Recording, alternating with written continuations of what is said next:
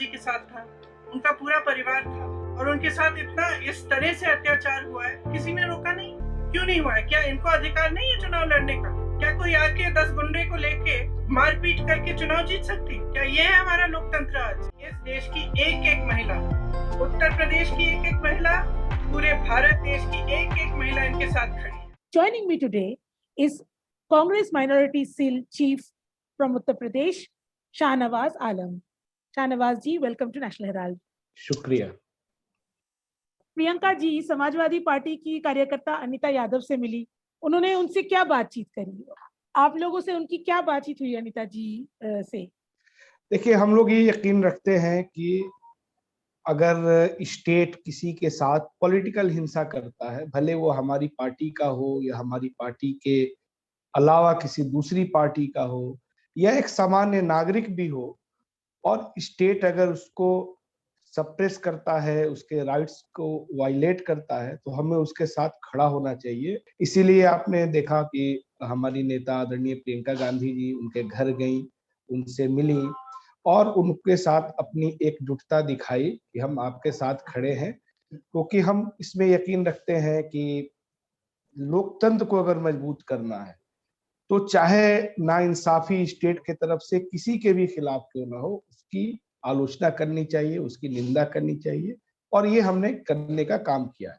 दूसरी तरफ बड़े आश्चर्य और दुख की बात है कि वो समाजवादी पार्टी की कार्यकर्ता थी जिनके साथ बदसलूकी हुई और अखिलेश यादव जी उनसे मिलने नहीं गए।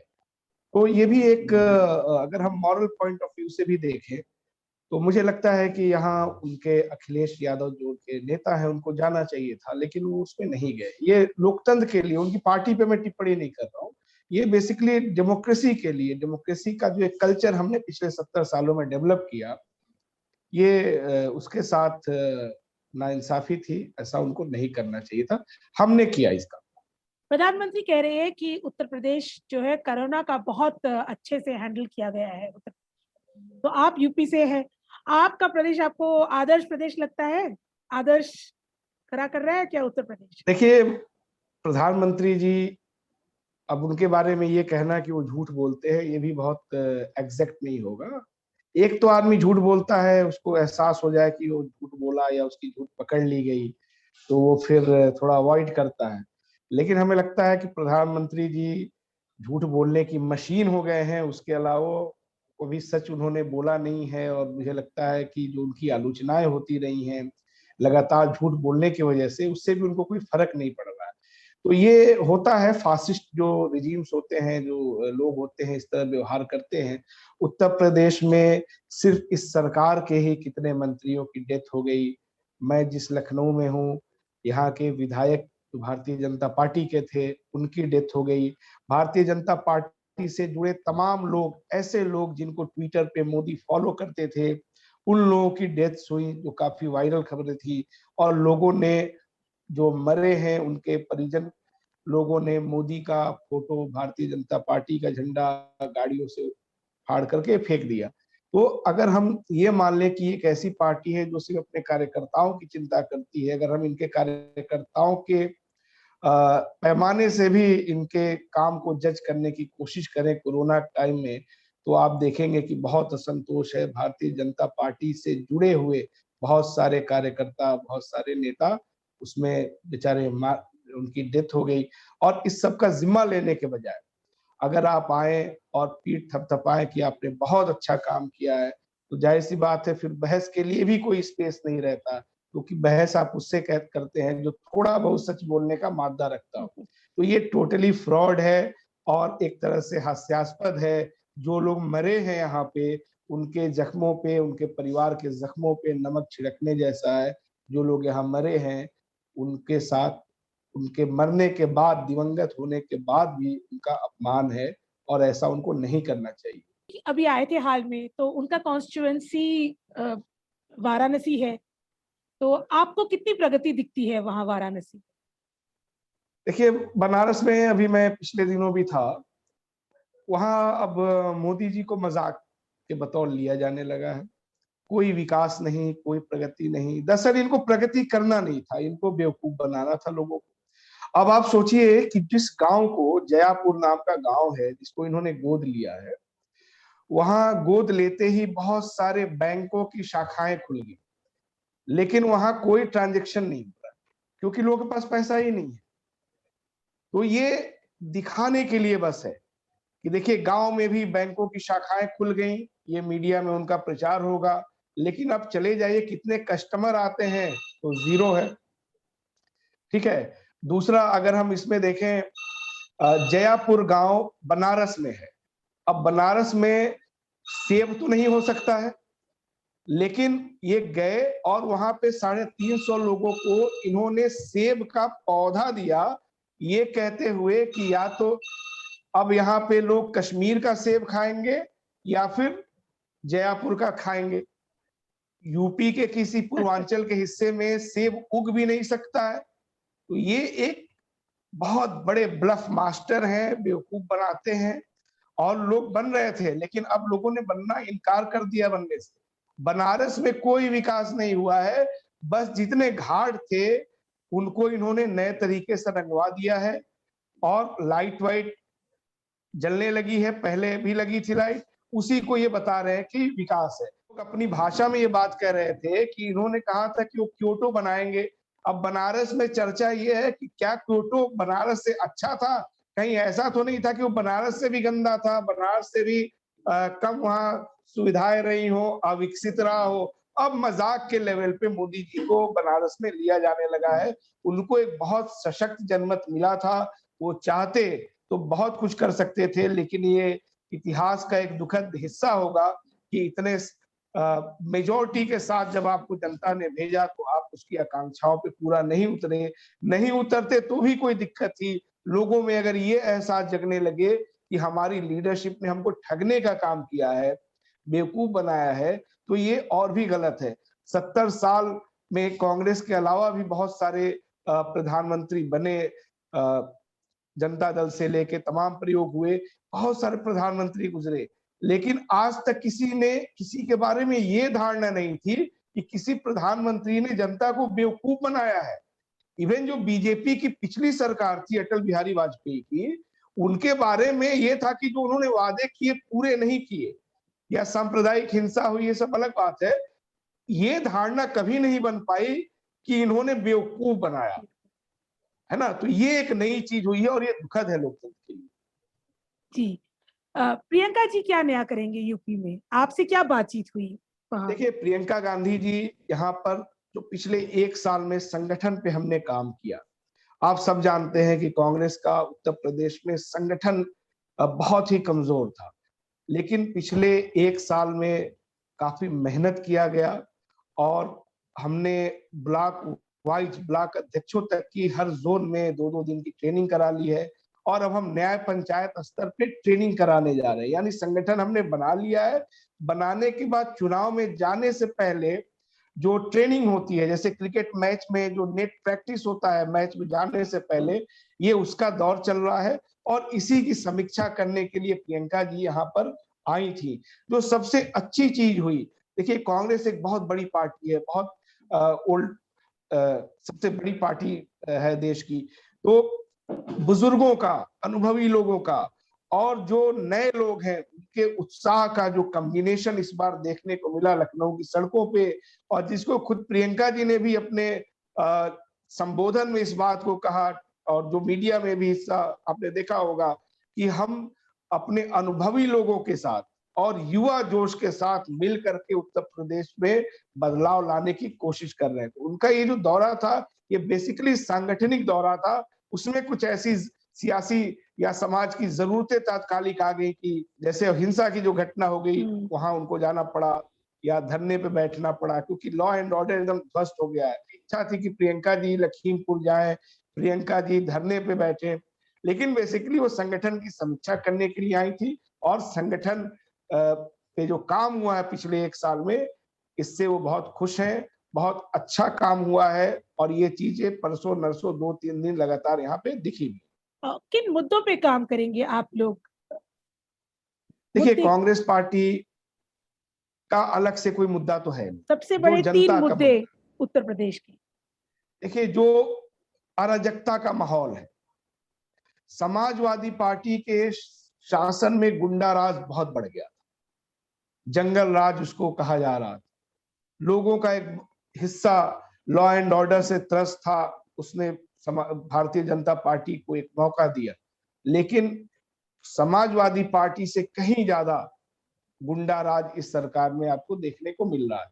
तो सबसे पहला जो मुद्दा होगा वो तो जो लॉलेसनेस की जो स्थिति बनी हुई है, जो कानून व्यवस्था की जो एकदम स्थिति चरमरा गई है, जिससे हर आदमी परेशान है, वो हमारा सबसे पहला मुद्दा होने जा रहा है।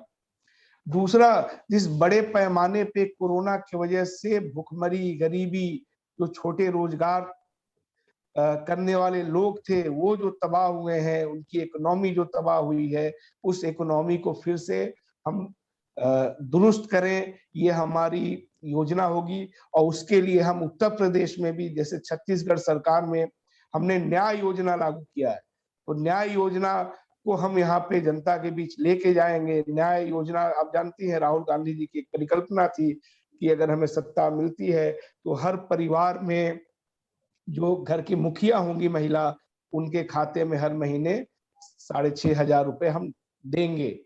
तो इससे लगातार राहुल जी कोरोना टाइम में भी इस बात को कहते रहे हैं। तो ये हमारा एक दूसरा एजेंडा होने जा रहा है कि किस तरह से हम उत्तर प्रदेश की इकोनॉमी को बेहतर करें। आप याद करिए, योगी जी ने एक बहुत बड़ा समिट किया था इन्वेस्टमेंट के नाम पे, बहुत सारे लोग इकट्ठा किए गए थे बाहर से। आज तक उत्तर प्रदेश में उस समिट के बाद से जितने लोग भी शामिल थे, किसी ने कोई इन्वेस्ट नहीं किया, कहीं कुछ भी नया नहीं दिख रहा उत्तर प्रदेश में। तो इकोनॉमी को फिर से दुरुस्त करना। और तीसरा, जो सांप्रदायिक राजनीति है उत्तर प्रदेश की, जिसको भारतीय जनता पार्टी हवा देती रहती है अपने फायदे के लिए, और जिसपे समाजवादी पार्टी और अब जो एक नई एंट्री हुई है MIM की, जिनका एक यहाँ पे वजूद तक नहीं है, ये सब मिलकर के उत्तर प्रदेश के जो माहौल को बिगाड़ने की कोशिश कर रहे हैं, इसको सही करना हमारी तीसरी हमारा एजेंडा होगा। तो और 2022 में अगर आप लोग जीत कर आए तो आप, ये तो हो गया आपका एजेंडा, 2022 में अगर आप लोग जीत कर आए तो आप किन विषयों पे सबसे पहले काम करना चाहेंगे? कि सबसे पहले तो यहाँ जो मूलभूत सुविधाएं थी और जो 30 साल पहले बनी थी, वो एकदम ध्वस्त हो चुकी। एक चीज हमको गौर करने की जरूरत है कि जैसे ही हम बीजेपी पे सवाल उठा रहे हैं कि पिछले 5 साल में कुछ नहीं हुआ या 4 साल में योगी जी के कुछ नहीं हुआ, हमको थोड़ा उसको कॉन्टिन्यूटी में देखना चाहिए। इदारों का कमजोर होना, नए डेवलपमेंट्स की नई स्कीम्स का ना आना, ये अचानक नहीं हुआ है। ये अचानक चीजें ध्वस्त होती हुई नहीं दिख रही।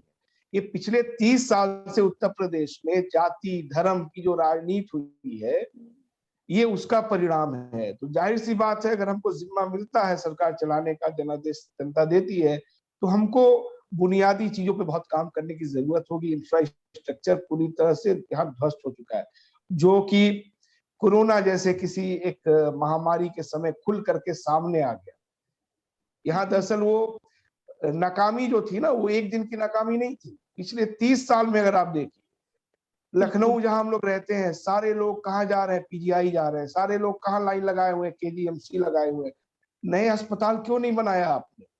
30 साल की जो राजनीति रही, आइडेंटिटी पॉलिटिक्स थी, तो क्या जो भागीदारी के नाम पे राजनीति हुई है, उनको सिर्फ जुलूसों में आप भागीदारी देंगे, या अगर वो बीमार पड़ जाते हैं तो उनके लिए अस्पतालों में भी तो भागीदारी होनी चाहिए, उनको सिलेंडर मिलने में भी तो भागीदारी होनी चाहिए। तो हमको बेसिकली जो इंफ्रास्ट्रक्चर है, हम उस पे काम करेंगे, और जो बेरोजगारी है उत्तर प्रदेश में, उसको दूर करने पे हमको जोर देना होगा। ये हमारे सरकार की नहीं, ये बेसिकली इस समाज की, इस वक्त की सबसे बड़ी ऐतिहासिक जिम्मेदारी है, जिसको करना ही होगा। बनारस नगर निगम की बिल्डिंग हटा दी मोदी जी ने, इस पर कांग्रेस ने बवाल क्यों नहीं किया बनारस में? वहाँ प्रोटेस्ट हो रहा है, वहाँ प्रोटेस्ट लगातार हो रहा है, और हमारे जो वहाँ नेता हैं, राजेश मिश्रा जी, अजय राय जी, लोकल अखबारों में अगर आप देखें तो लगातार कवरेज हो रहा है, उसके खिलाफ बोला जा रहा है। सदन में भी, वहाँ पे नगर निगम में भी हमारे 21 पार्षद हैं, वो भी इसके खिलाफ प्रस्ताव लेके आ रहे हैं। तो वहाँ हम लड़ रहे हैं इनसे। दरअसल इस समय बनारस की स्थिति बहुत जटिल हो गई है। पिछले दिनों बनारस में जो मोदी जी का एक ड्रीम प्रोजेक्ट है, पुराना जो हाँ एक हजारों साल पुराने सब मंदिर थे उनको तोड़वा करके सुंदरीकरण के नाम पे सारे मंदिरों को ध्वस्त कर दिया गया। उस मंदिर को जो उनका ड्रीम प्रोजेक्ट है उसको बनाने के लिए जो मजदूर आए हैं उनके पास रहने सोने की कोई सुविधा नहीं है। अभी वो बेचारे जहाँ काम कर रहे थे और रात को जहाँ रुकते थे वो पूरी सीलिंग गिर गई, उसमें काफी लोग घायल हो गए, कुछ की मौत भी हुई। उस पे भी हमारे पार्टी के लोग वहां गए थे। तो एक मसला है कि जो इनका ड्रीम प्रोजेक्ट है उस तक में चीजें बहुत बुरी ठीक स्थिति में चल रही हैं।